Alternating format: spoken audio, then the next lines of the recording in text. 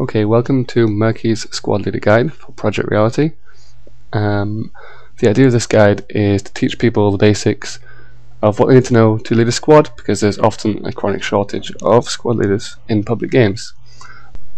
Now, my original plan was to have everything included in one 10-minute YouTube video, but unfortunately, as I went along, I realized there's a lot of stuff to talk about, and in order to talk about everything in sufficient detail, I've had to break it down into several sections.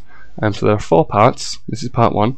In this part I will discuss the formation of squads and the use of rally points and squad markers. In part 2 of my guide I will discuss the placement of fire bases and associated assets.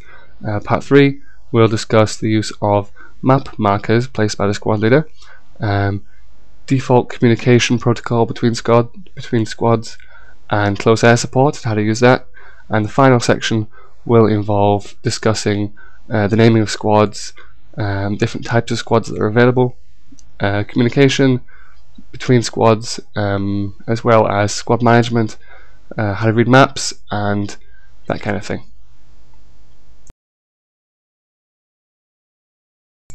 So there are 2 different occasions which might arise during which you might want to lead a squad.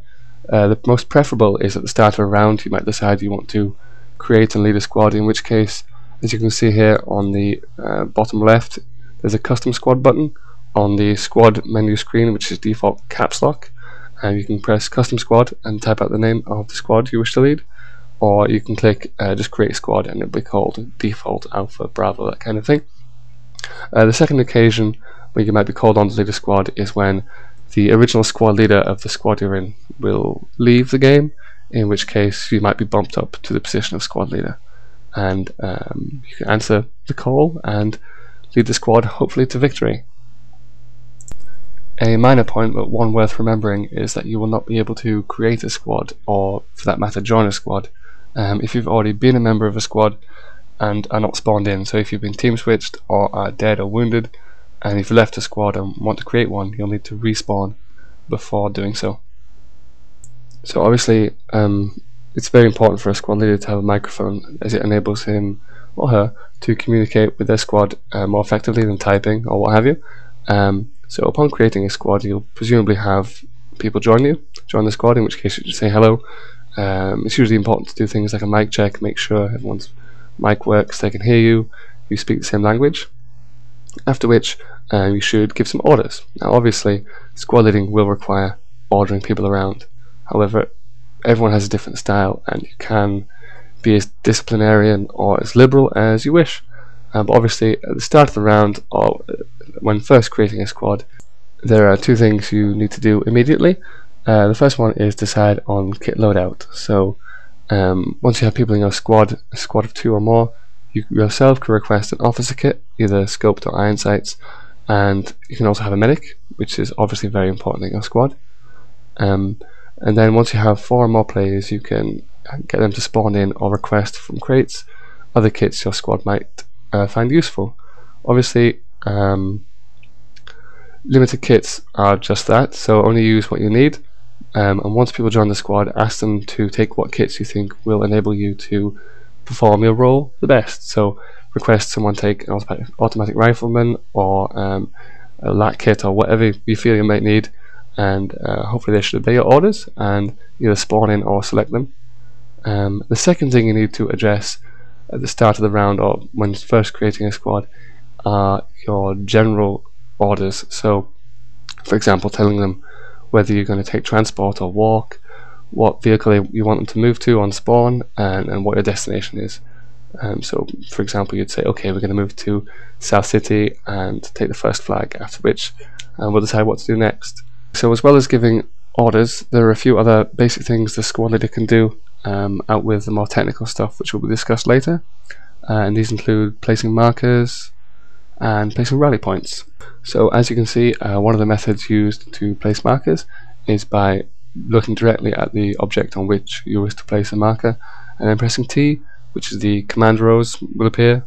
If you then center the central circle of the command rows on the object of interest, and then select a order to give, so you can give the attack order, just observe, defend, demolitions, things like that, after which it will appear on everyone in your squad's screen. It's also worth remembering they can toggle this marker off and on with Alt on the keyboard, and then it will also appear on your map menu for everyone in your squad, which is again default caps lock. And this squad screen, as it's called, is the second method you can use to place markers for your squad. As you just saw there, you can right click on the map and then decide from a drop down menu what markers you would like to put down. You can also use the scroll wheel or N for November to zoom in on your squad to get a better picture. A final tip about the placement of squad markers is that the observation marker is the only one that doesn't give out a sound and audio everyone in your squad and nearby can hear. So if you're behind enemy lines or want to be slightly stealthy, only use the observation marker, as attack, defend, etc. will give away your position to anyone nearby. Another of the more basic duties of a squad leader is the placement of rally points, as we see there. Rally points are spawn points, temporary spawn points a squad leader can put down to allow squad mates to spawn on their location. The initial idea with this was to allow troops to reinforce squads as they were killed, and they could respawn and come back to the battle. But it's also more commonly used when a new player joins the server and joins your squad and needs to spawn near you. Now, rally points can be placed any way you like, providing there is no enemies nearby. Even I think one infantryman within 100 meters will prevent you from placing a rally point. So to place one, you need to do the following things. You need to be away from any enemies, well, a certain distance away. You need to have a squad member with you, and then the same drop menu will be used for the markers, using T for Tango.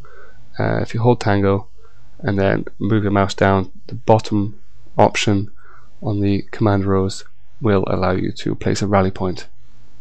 These will last for 1 minute. Anyone in your squad who has been wounded and given up will be able to spawn while it's up for 1 minute, after which you will not be able to place any more rally points until it is rearmed. This can be done either by going to a firebase, a friendly firebase, in which case it will rearm instantly. They also automatically rearm, and you can place another one after 10 minutes without dying.